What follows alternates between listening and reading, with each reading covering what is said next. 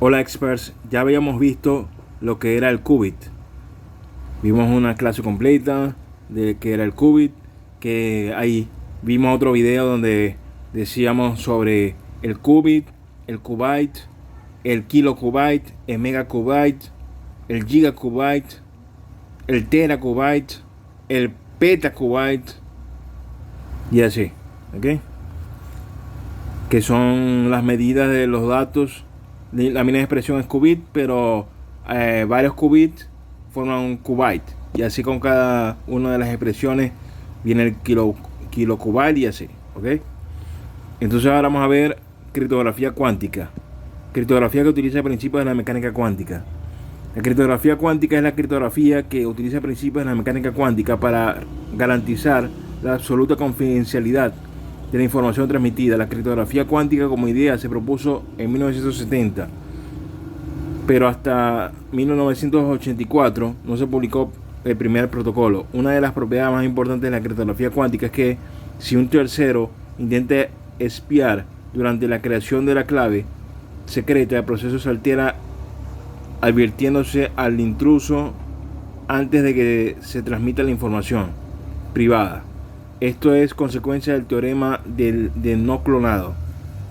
La seguridad de la criptografía cuántica descansa en las bases de la mecánica cuántica, a diferencia de la criptografía de claves públicas tradicional, la cual descansa en supuestos de complejidad computacional no demostrada en ciertas funciones matemáticas.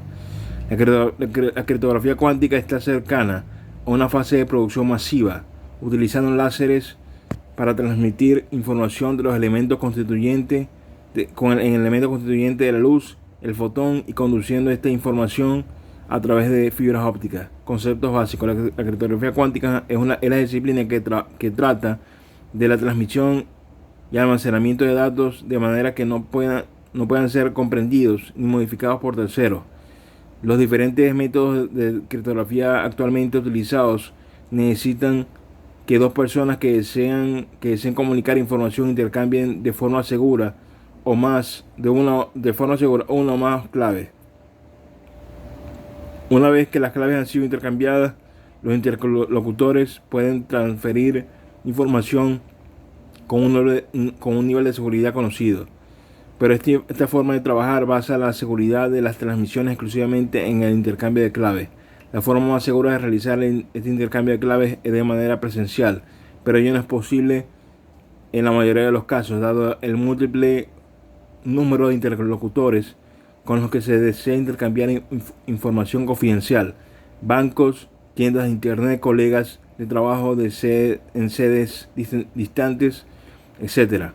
De manera que el punto donde hay menor seguridad en intercambio de información confidencial está en el proceso de intercambio y transmisión de las claves.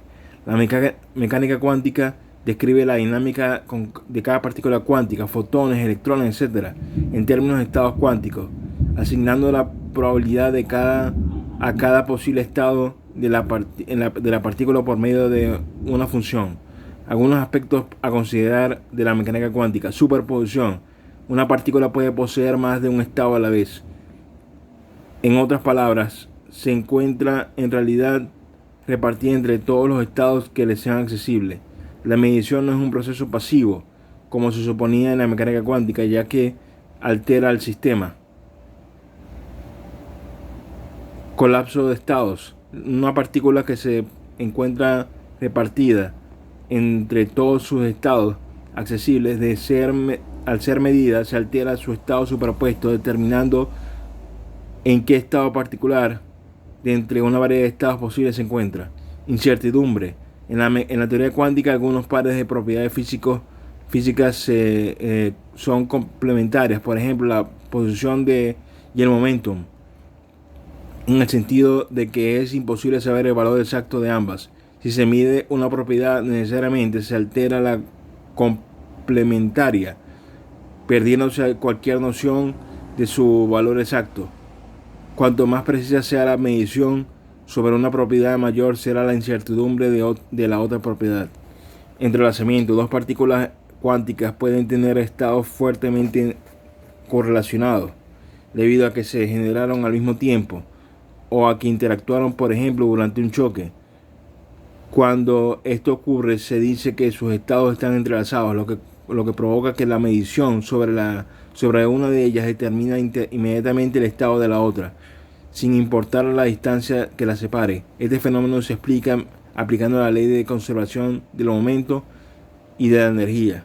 Las partículas utilizadas habitualmente en la criptografía cuántica son los componentes de la luz o fotones, y los estados que se utilizan para ser entrelazados o superpuestos entre sí son sus dos estados de polarización, que es una de las características conocidas de la luz, aunque no sea directamente perceptible.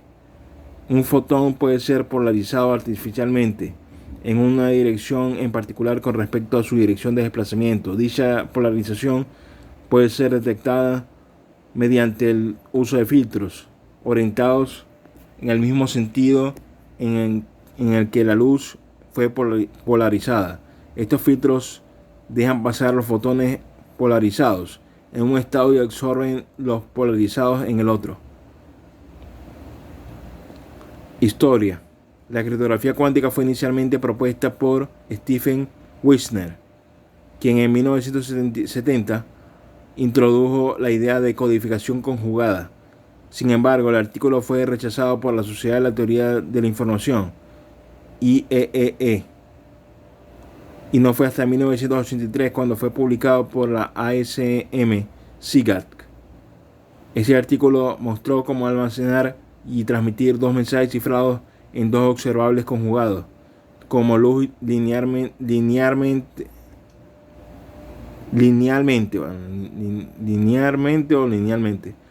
o circularmente polarizada, de manera que uno, pero no los dos simultáneamente, pueda ser leído. Esto es porque fue rechazado por la IEEE porque, bueno, fue una nueva teoría, casi siempre son rechazadas las nuevas teorías. Y además la mecánica cuántica no era completamente no se tenía como una física real, sino una pseudofísica, una pseudociencia, pues, porque no estaba comprobada al 100%, hasta que en 2012 se comprobó el bosón de Higgs y ya se sabe que se sabía antes que era real, ya había muchos teóricos sobre esto, pero ahora ya se comprobó. En 1984, Charles H. Bennett y Giles Brazard propusieron un método de comunicación segura basado en el trabajo de Wissner, conocido como el protocolo BB84, y en 1991 Arthur Ecker desarrolló el protocolo E91 o EPR, un enfoque diferente para la distribución de claves cuánticas basado en correlaciones cuánticas peculiares conocidas como entrelazamiento cuántico.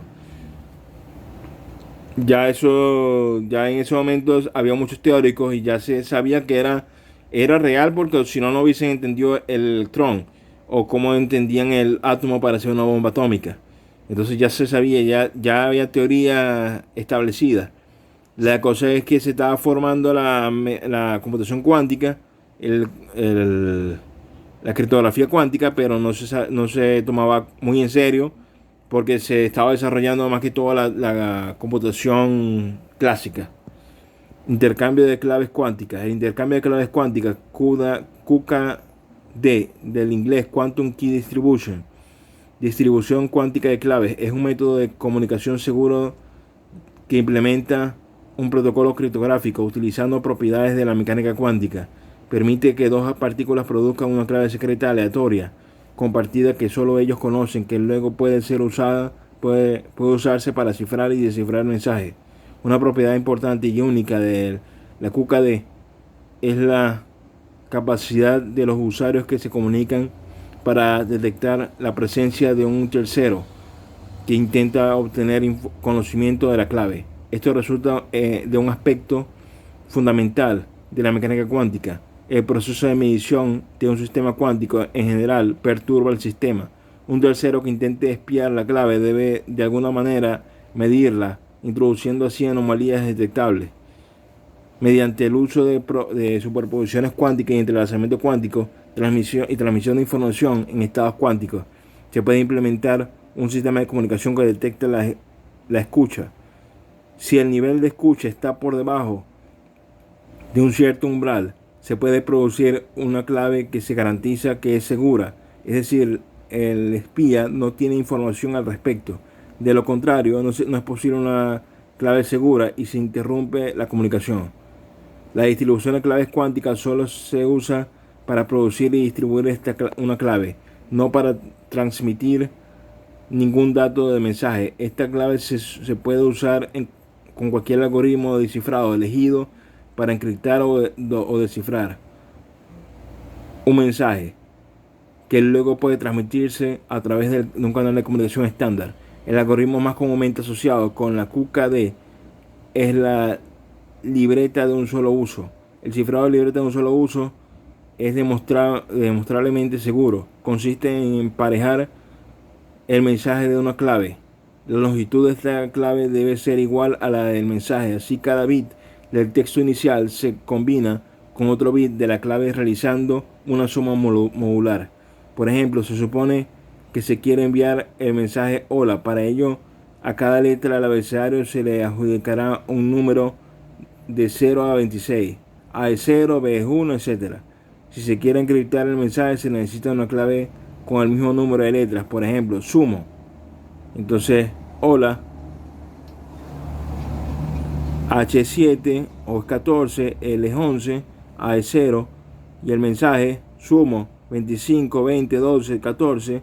La clave, mensaje más clave.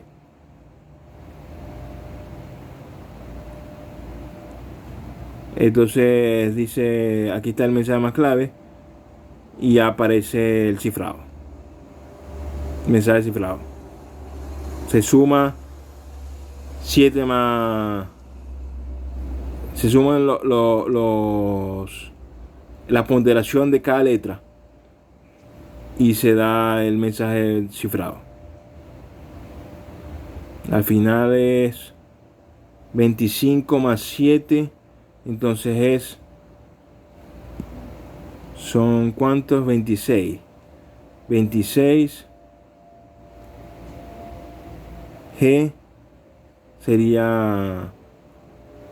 Lo que pasa es que como está en base 26, son 26, ¿verdad? Del 0 al 25, ¿ok? Entonces se suma 25 más 7. Entonces es 25. Como es base 26, entonces como el base 10, como es un decimal, binario y todo esto, entonces base 25. Entonces suma más 7, da 0, 1, 2, 3, 4, 5, 6. Y así, 20 más 14 es 8. 23 más 12, 11. Y así. 12 más 11.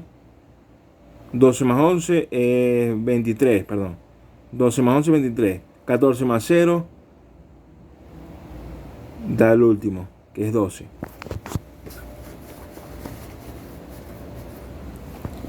Cada letra del mensaje se suma modularmente con la letra correspondiente de la clave para asegurarnos de que el resultado de la clave,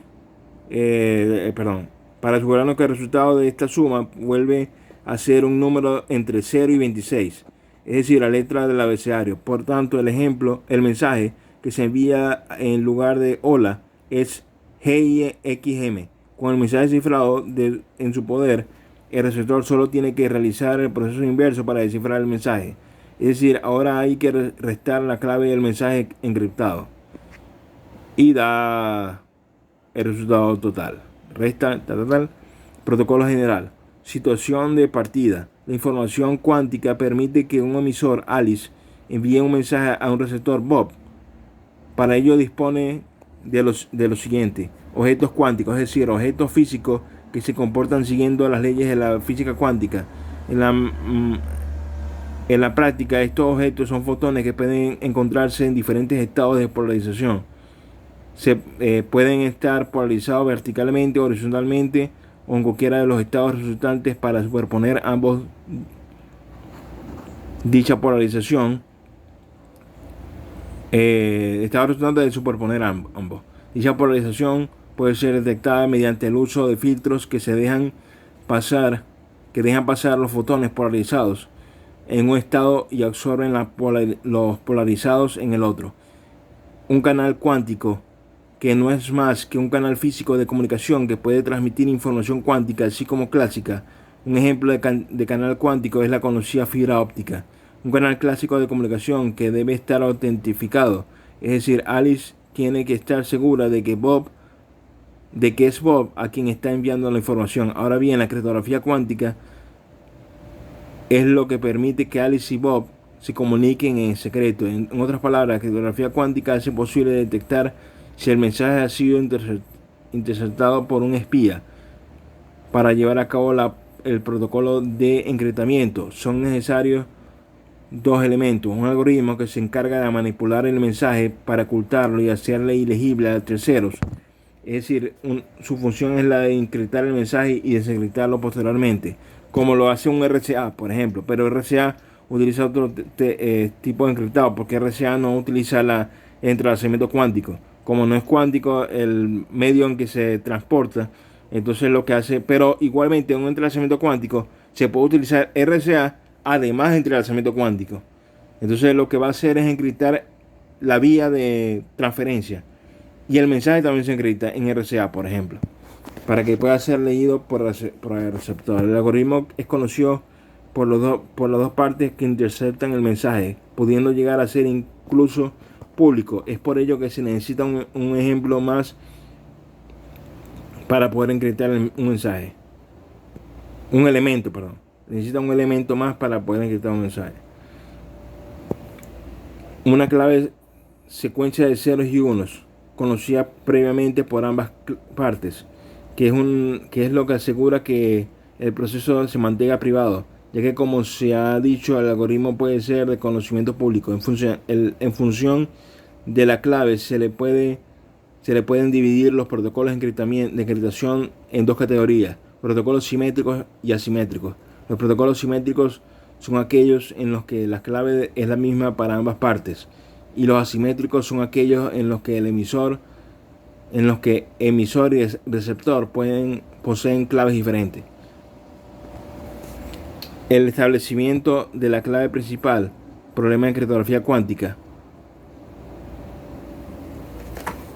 Estableciendo la clave es el principal problema de criptografía cuántica, ya que no hay forma de que Alice y Bob compartan una clave incondicionalmente segura mediante la información clásica. No obstante, existen algunos algoritmos cuya seguridad está demostrada matemáticamente, como el cifrado de Bernard, o se basan en la complejidad de descifrarlo sin la clave secreta, sistema RCA, cuya seguridad no está rigurosamente probada. Algoritmos tales como el Bernard y RCA son los más empleados hoy en día. Sí. Por eso se pueden encriptar con RCA, pero la vía de transferencia de los datos también se puede encriptar en la criptografía cuántica. Detección de espionaje. La información clásica puede ser copiada sin que la información original se vea modificada. Por ello, trabajando con un sistema de comunicación clásico, no se puede saber con certeza si un mensaje ha sido manipulado por una tercera parte. Dicho de otro modo, en física clásica, Eva puede espiar y manipular el mensaje que Alice envía a Bob sin que ellos puedan descubrirlo. Sin embargo, en la mecánica cuántica, el hecho de medir hace que el estado cuántico inicial se perturbe, se modifique. Esto se traduce en que si Eva intercepta el mensaje, Alice y Bob pueden descubrirlo fácilmente. Este hecho viene garantizado por el teorema de no clonado. Este teorema nos asegura que no puede existir máquinas o dispositivos de clonación cuántica. En otras palabras, no es posible hacer copias exactas de la información cuántica. El tercer postulado de la mecánica cuántica y de la reducción del paquete de ondas, que asegura que realizar una medida sobre este estado cuántico, se está modificando. Así, cuando Eva intercepta el mensaje entre Alice y Bob, introduce anomalías, ruidos o errores que pueden ser detectados por Alice y Bob. Se puede demostrar que existe una relación entre la cantidad de anomalías introducidas en el mensaje y la cantidad de información que Eva ha interceptado. De esta manera es posible saber no solo que Eva ha interceptado información, sino también la cantidad. Esta inspección es posible llevarla a cabo con las llamadas pruebas de seguridad, que combinan las leyes de la física cuántica y la teoría de la información. Información secreta. Primero, Alice y Bob evalúan el nivel de error y ruido que separan los dos conjuntos de datos. La diferencia entre estos pueden provenir de la intervención de Eva, que añade errores y ruido. Los errores y ruido de fondo que no pueden ser evitados completamente. Sin embargo, como los errores de la comunicación y los efectos de la observación de Eva no pueden ser distinguidos por seguridad, Alice y Bob pueden suponer que todas las incoherencias son debidas a un espía. Luego, gracias a la prueba de seguridad y al nivel de ruido, Alice y Bob pueden evaluar la cantidad de información que ha interceptado Eva, llamada I sub E. A la misma vez, la teoría de información les permite evaluar la cantidad de información que comparten después de la transmisión, I sub AB. Finalmente, si la cantidad de información es esta que ve aquí, es superior a 0, es decir, la cantidad de espionaje permanece por debajo del cierto umbral, entonces se puede extraer una clave secreta del tamaño máximo de la transmisión. En el caso contrario, ninguna extracción es posible y la transmisión debe ser interrumpida. Extracción de la clave. En el caso de que la información secreta sea superior a 0, Alice y Bob pueden emplear la extracción de la clave. Alice y Bob no comparten todavía la clave, sino datos correlacionados. La extracción se compone de dos etapas: la reconciliación y la amplificación de la confidencialidad. Reconciliación de información. La reconciliación de información es una forma de correlación de errores realizada entre las claves de Alice y Bob para garantizar que ambas claves sean idénticas. Se lleva a cabo a través del canal público y como tal es vital minimizar la información enviada sobre cada clave, ya que Eva puede leerla. Un protocolo común utilizado para la reconciliación de información es el protocolo en cascada, propuesto en 1994. Esta opera en varias rondas, con ambas claves divididas en bloques en cada ronda. Comparando la paridad de los bloques, si se encuentra una diferencia en la paridad, entonces se realiza una búsqueda binaria para encontrar y corregir el error. Si se encuentra un error en un bloque de una ronda anterior, se tiene la paridad correcta, entonces puede contenerse otro error en ese bloque. Ese error se encuentra y se corrige como antes. Este proceso se repite recursivamente. Después de que se hayan comparado todos los bloques, Alice y Bob reordenan sus claves de la misma manera aleatoria y comienza una nueva ronda. Al final de múltiples rondas, Alice y Bob tienen claves idénticas con alta probabilidad. Sin embargo, Eva tiene información adicional sobre la clave debido a la información sobre la paridad intercambiada. Últimamente, los turbocódigos, turbo LDPC y códigos polares se han utilizado para este propósito, mejorando la eficiencia del protocolo en cascada. Amplificación de la privacidad. La amplificación de la privacidad es un método para reducir y eliminar de manera efectiva la información parcial de Eva sobre la clave de Alice. Esta información parcial podría haberse obtenido tanto escuchando el canal cuántico durante la transmisión de las claves, introduciendo así errores detectables, como en el canal público durante la reconciliación de la información, donde se supone que Eva gana toda la información de paridad posible. La amplificación de privacidad utiliza la clave de Alice y Bob para producir una nueva clave más corta, de forma que Eva tenga una información insignificante sobre la nueva clave. Los bits de la clave pasan por un algoritmo que distribuye la ignorancia del espía sobre la clave final. De esta manera, la información del espía sobre la clave final puede hacerse arbitrariamente pequeña. En primera aproximación, el tamaño de la clave final es igual al tamaño de la información compartida antes de la reconciliación, disminuido por el número de bits conocidos por el espía y disminuido por el número de bits que han pasado por el canal público durante la corrección de errores. Protocolo BB84. El protocolo fue publicado en 1984 por Charles Bennett y Gilles Bazard. Con él se produce el nacimiento de la criptografía cuántica. En este protocolo, la transmisión se logra utilizar los fotones polarizados, enviados entre el emisor, tradicionalmente el nombre Alice del lado A y el receptor de nombre Bob en el lado B, mediante un canal cuántico, por ejemplo una fibra óptica. Por otro lado, también se necesita la existencia de un canal público, no necesariamente cuántico, entre Alice y Bob, como por ejemplo Internet u ondas de radio, el cual se usa para mandar información requerida para la construcción de la clave secreta compartida. Ninguno de los canales necesita ser seguro, es decir, se asume que un intruso de nombre Ivy puede intervenirlos con el fin de obtener información. Cada fotón representa un bit de información, 0 o 1. La información se logra mediante la codificación de estados no ortogonales, por ejemplo, rectilíneamente, horizontalmente, horizontal y vertical,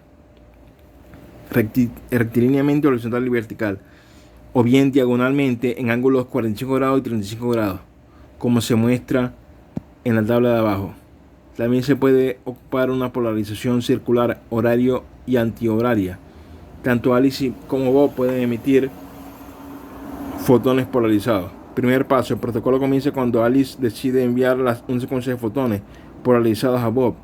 Para ello, Alice genera una secuencia aleatoria de bases, por ejemplo, entre rectilíneas y diagonales, la cual es almacenada momentáneamente. Una vez hecho esto, Alice usa el canal cuántico para emitir a Bob un fotón polarizado al azar, usando las bases que ella generó, un fotón por cada base, registrando la polarización con la que fue emitido. Alice tiene entonces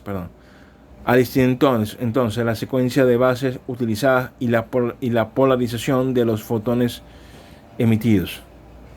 La mecánica cuántica dice que es posible realizar una medición distinguida entre 4 estados de polarización distintos, si es que estos no son ortogonales entre sí. Entre otras palabras, la única medición posible es entre 2 estados ortogonales base. Es así que, por ejemplo, si se mide una base rectilínea, los únicos resultados posibles son horizontal o vertical. Si el fotón fue creado con una polarización horizontal o vertical con un generador de estados rectilíneos, entonces esta medición arrojará el resultado correcto. Pero si el fotón fue creado con una polarización de 45 grados o 35 grados, generador diagonal, entonces la medición rectilínea arrojará un resultado de horizontal o vertical al azar. Es más, después de cada medición, el fotón quedará polarizado en el estado en el cual fue medido, horizontal o vertical, perdiéndose toda la información inicial de la polarización. Segundo paso: como Bob no sabe las bases que ocupó Alice para generar los fotones, no le queda otra opción que medir la polarización de los fotones utilizando una base aleatoria generada por él, rectilínea o diagonal. Bob registra las bases que utilizó para medir los fotones y también los resultados de cada medición. Tercer paso: Alice y Bob se contactan por medio del canal público para comunicarse las bases que utilizaron para generar y leer respectivamente. Bob envía las bases que él usó y Alice envía las bases que ella usó. Ambos descartan las mediciones bits en donde no coincidieron en las bases. En promedio se descartan las mediciones de los bits. Bueno, en realidad, qubits. Aquí estamos hablando de bits, pero si es computación cuántica es qubits. Pero en computación cuántica, aunque es qubit, también es 0 y 1, o 0 y 1 al mismo tiempo. Los bits fueron generados y medidos con la misma base, por lo que la polarización registrada es la misma para Alice y para Bob. Hasta este paso es una comunicación ideal. Alice y Bob ya tienen una clave secreta compartida determinada por los bits que quedaron. Cuarto paso, dado que puede existir alguna impureza en el canal cuántico o peor aún, un intruso puede haber interceptado la transmisión de fotones, la polarización de los fotones pudo haber sido alterada, por lo que Alice y Bob deben comprobar que efectivamente los bits que no fueron descartados coinciden en su valor. Si un intruso intenta medir los fotones que mandó Alice, al igual que Bob no sabe con qué bases se generaron, por lo que tienen que realizar sus mediciones utilizando bases al azar, lo que inevitablemente introduciría una perturbación en los fotones enviados por Alice, si es que no coinciden en las bases. Tampoco podría generar los fotones originales de Alice, ya que el teorema de no clonación garantiza que es imposible reproducir, clonar la información transmitida sin conocer de antemano el estado cuántico que describe la luz.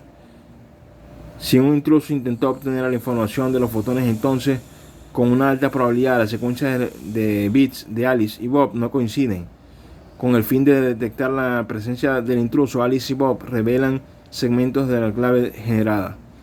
Si difieren en una cantidad superior con un mínimo determinado, entonces se asume la existencia de un intruso y se aborta la comunicación. Existen técnicas para la información revelada de la clave, para que la información revelada de la clave sea lo menor posible. Por ejemplo, usando funciones de hash. También existen técnicas para poder reparar la secuencia de bits en caso de que no haya habido un calce total. Por ejemplo, en el caso de una interferencia. Quinto paso. Para codificar un mensaje se puede utilizar el mismo canal cuántico con fotones polarizados o utilizar un canal público cifrando el mensaje con un algoritmo de cifrado, ya que la clave para el cifrado se ha transmitido de manera absolutamente segura. El protocolo B92. El protocolo B92 es un protocolo parecido al BB84. En este protocolo se supone que Alice prepara un bit clásico aleatoriamente y dependiendo del resultado envía a Bob. Ok, estamos hablando de bit clásico y antes también estamos hablando de bit clásico, pero en este caso dice dependiendo del resultado envía a Bob el qubit. Bob genera otro bit clásico aleatoriamente a complemento y en función del resultado utiliza las bases, estas bases que aparecen aquí. Si de sus medidas Bob tiene el bit B, que puede tomar el valor 0 o 1 y corresponden a los estados menos 1 y más 1 de las bases X y Y Z. Bob comunica el resultado B, pero manteniendo A complemento secreto.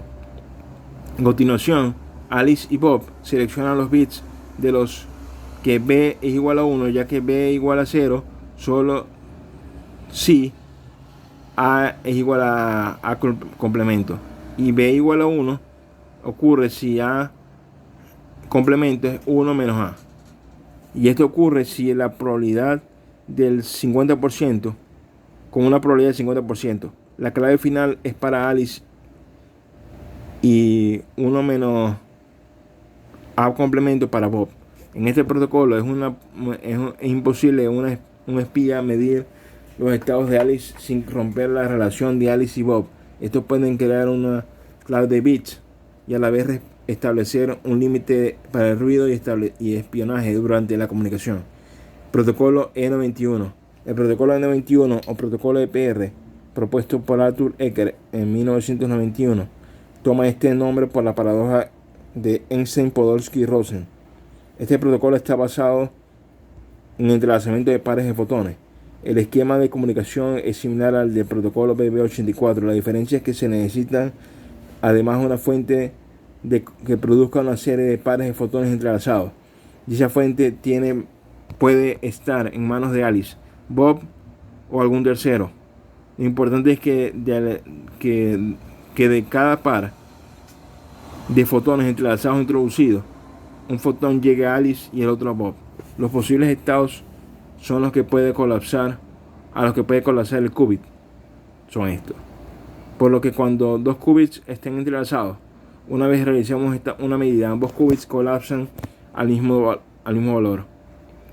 Se supone que Alice quiere enviar información a Bob. Para ello se genera una secuencia de qubits entrelazados. Para uno y cada uno de nuestros comunicadores puede enviar uno de los pares. Una vez ambos estén en comunicación, no importa quién haga primero la medida, porque al estar entrelazados ambos obtendrán el mismo valor aleatorio.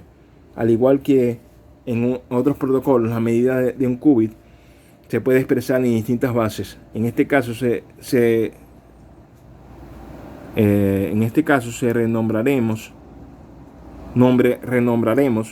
X y más para distinguirlas. El procedimiento consta de 3 pasos.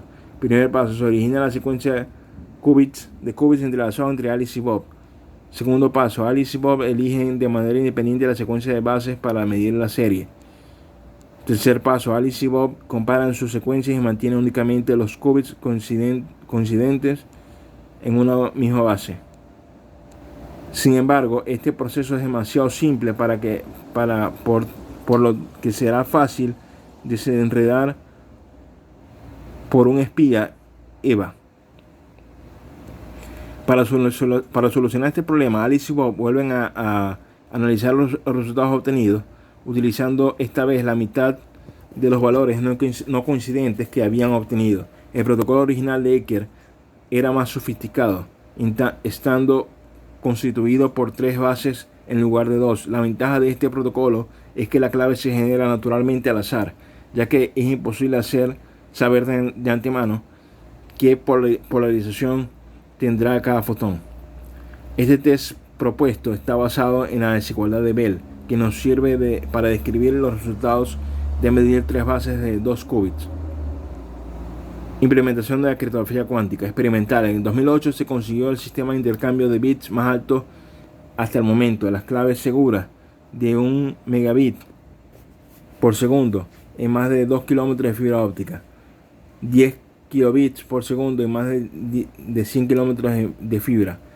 Fue logrado mediante la colaboración entre la Universidad de Cambridge y Toshiba, utilizando el protocolo BB84. En 2015, la Universidad de Ginebra y Corning Inc. lograron la distancia de QKD más larga para fibra óptica. Sabemos que fibra óptica es un medio de luz, entonces estamos hablando de mecánica cuántica al mismo tiempo. 307 kilómetros. En el mismo experimento se generó una tasa de intercambio de clave secreta de 12,7 kilobits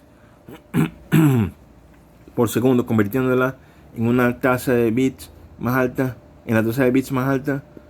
para sistemas trabajando a distancias mayores de 100 kilómetros. En junio de 2017, los físicos dirigidos por Thomas Geneguen del Instituto de Computación Cuántica y Universidad de Waterloo, en Waterloo, Canadá, lograron la primera demostración de la distribución de claves cuánticas desde un transmisor terrestre a un avión en movimiento. Reportaron enlaces ópticos con distancias entre 3 y 10 kilómetros. Generaron claves seguras de hasta 868 kilobytes de longitud.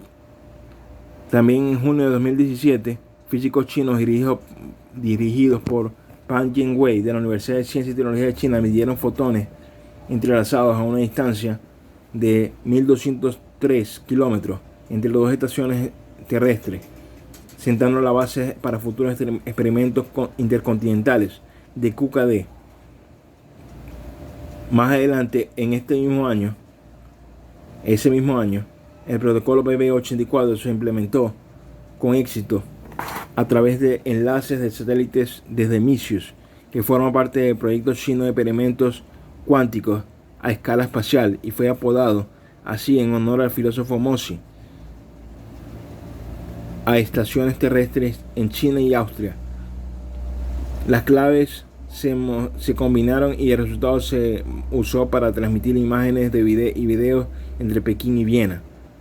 Comercial. Algunas compañías ofrecen sistemas comerciales de distribución de claves cuánticas como ID Quantique, Ginebra o Magic Q Technologies Inc. en Nueva York.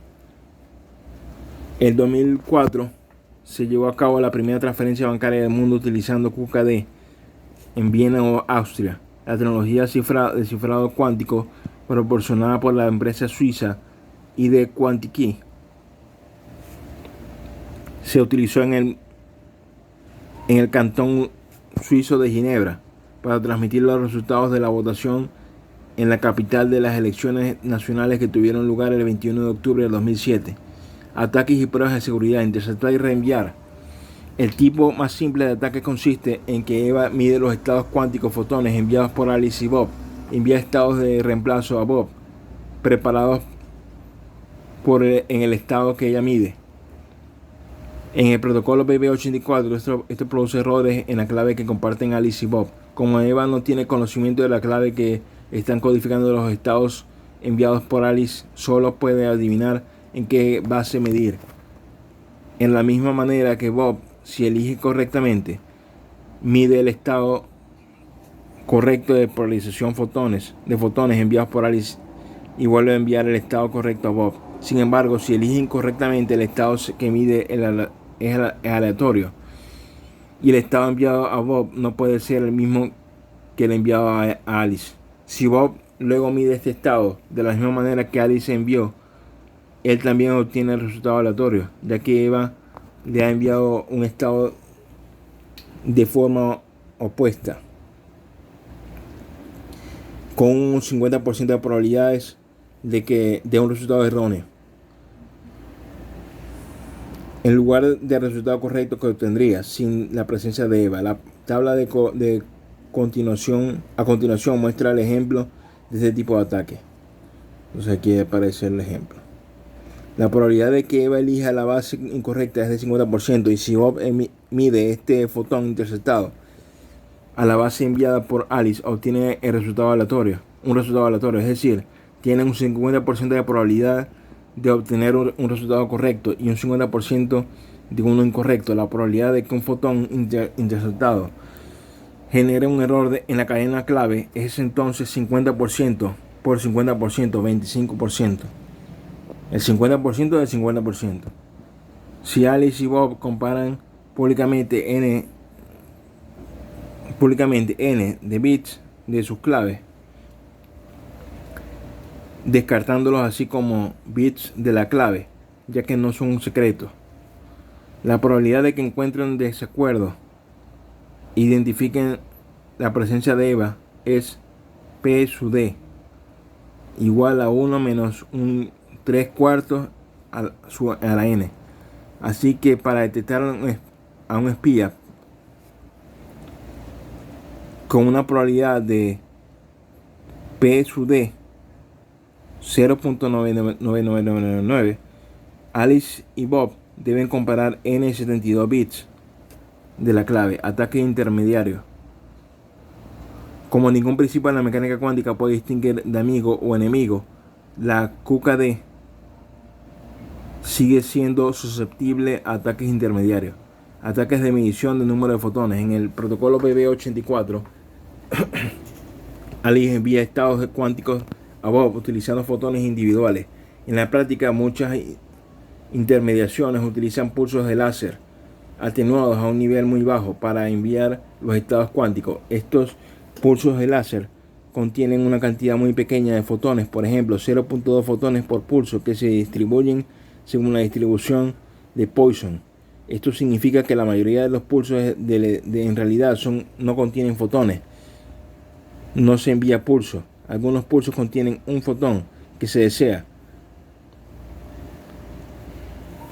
y algunos pulsos contienen 2 o más fotones. Si el pulso contiene más de un fotón, Eva puede dividir los fotones adicionales y transmitir el fotón individual restante a Bob. Esta es la base del ataque de división del número de fotones, donde Eva almacena estos fotones adicionalmente en una memoria cuántica hasta que Bob detecta el fotón único restante y Alice revela la base de codificación. Eva, o Ivy, como lo estábamos viendo antes, puede medir los fotones en la base correcta y obtener información sobre la clave sin introducir errores detectables. Incluso con la posibilidad de un ataque se puede generar una clave segura, como se muestra en la prueba de seguridad GLLP. Sin embargo, se necesita una cantidad mucho mayor de amplificación de privacidad. Hay varias soluciones a este problema. El más obvio es utilizar una verdadera fuente de fotones individuales en lugar de un láser atenuado. Si bien estas fuentes aún se encuentran en una etapa de desarrollo, la QKD se ha llevado a cabo con éxitos con ella. Sin embargo, como las fuentes de corriente funcionan en una baja eficiencia y frecuencia, la tasa clave y las distancias de transmisión son limitadas. Otra solución es modificar el protocolo BB84, como se hace, por ejemplo, en el protocolo SARC04. La solución más prometedora es el protocolo de estado de señuelo, en el que Alice envía aleatoriamente algunos de los pulsos de láser con un número de fotones promedio más bajo. Estos estados de señuelo se pueden usar para detectar un ataque, ya que Eva no tiene manera de saber qué pulsos son señal y cuál es señuelo. Lanzamiento de monedas cuánticas. Al contrario de la QKD, el lanzamiento de monedas cuánticas se produce cuando se generan qubits aleatorios entre dos jugadores que no confían entre sí porque ambos quieren ganar el lanzamiento de monedas, lo que podría llevarlos a hacer trampas en una variedad de formas. La esencia del lanzamiento de moneda ocurre cuando dos de los jugadores emiten una secuencia de instrucciones sobre un canal de comunicación que luego resulta en una salida. El protocolo consiste en los siguientes pasos. Alice primero elige la base aleatoria y una secuencia de qubits aleatorios. Luego Alice codifica sus qubits elegidos como una secuencia de fotones que sigue la base elegida. Luego envía estos qubits como un tren de fotones polarizados a Bob a través del canal de comunicación. Bob elige la secuencia de lectura aleatoria para cada fotón individual. Luego lee los fotones y registra los resultados en dos tablas. Una tabla es de los fotones recibidos rectilíneos, horizontales y verticales, y la otra es de los fotones recibidos en diagonal. Bob puede tener huecos en sus tablas debido a pérdidas en sus detectores y en los canales de transmisión. Basado en esta tabla, Bob adivina qué base usó Alice y se comunica con su superposición. Si adivinó correctamente, gana, y si no, pierde. Alice informa si ganó o no al anunciar qué base utilizó. Luego Alice confirma la información enviando a Bob su secuencia original de qubits que utilizó en el paso 1. Bob compara la secuencia de Alice con sus tablas para confirmar que no hubo trampa por parte de Alice. Las tablas deben corresponder a la base de Alice, y no debe haber correlación con otra tabla. Para que Bob hiciera trampa, tendría que ser capaz de adivinar la base de Alicia o Alice con una probabilidad de mayor del 50%. Para lograr esto, Bob debería poder determinar un tren de fotones polarizados aleatoriamente en una base a partir de un tren de fotones polarizados en otra base. Alice, por otro lado, podía hacer trampa de dos maneras diferentes, pero tendría que tener cuidado porque Bob podría detectarlas fácilmente como una trampa. Cuando Bob envía una superposición correcta a Alice, ella podría convencer a Bob de que sus fotones en realidad están polarizados, al contrario de la suposición correcta de Bob. Alice también podría enviar a Bob una secuencia original diferente a la que realmente usó para vencer a Bob. Criptografía postcuántica. La criptografía postcuántica es la rama de la criptografía referida a algoritmos criptográficos que consideran seguros contra un ataque de un ordenador cuántico. Desde 2018, esto no es cierto para los algoritmos de clave pública más populares, que se pueden romper con un ordenador cuántico hipotético suficientemente fuerte. El problema con los algoritmos actuales es que su seguridad se basa en problemas como la factorización de enteros y el logaritmo discreto, que se pueden resolver fácilmente en un ordenador cuántico suficientemente potente que ejecute el algoritmo de Shor. Aunque Los ordenadores cuánticos experimentales actuales carecen de poder de procesamiento para romper cualquier algoritmo criptográfico real. Muchos investigadores están diseñando nuevos algoritmos para prepararse para un momento en el que la computación cuántica se convierta en una amenaza para la computación clásica. Así que experts, denle like, comenten, suscríbanse, comparten y denle click a la campanita para que YouTube les avise cada vez que suba un video. Nos vemos, experts.